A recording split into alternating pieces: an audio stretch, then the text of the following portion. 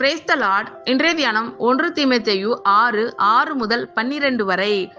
போதும் என்கிற மனதுடனே கூடிய தேவ பக்தியே மிகுந்த ஆதாயம்.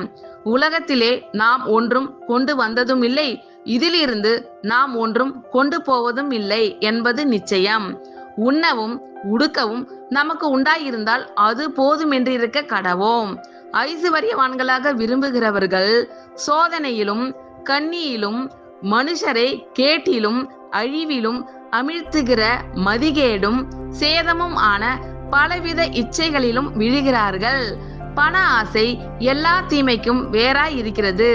சிலர் அதை இச்சித்து விசுவாசத்தை விட்டு வழிவி அநேக வேதனைகளாலே தங்களை உருவ குத்தி கொண்டிருக்கிறார்கள். நீயோ தேவனுடைய மனுஷனே, இவைகளை விட்டோடி நீதியையும் தேவ பக்தியையும் விசுவாசத்தையும் அன்பையும் பொறுமையையும் சாந்த குணத்தையும் அடையும்படி நாடு. விசுவாசத்தின் நல்ல போராட்டத்தை போராடு. நித்திய ஜீவனை பற்றிக்கொள், அதற்காகவே நீ அழைக்கப்பட்டாய்.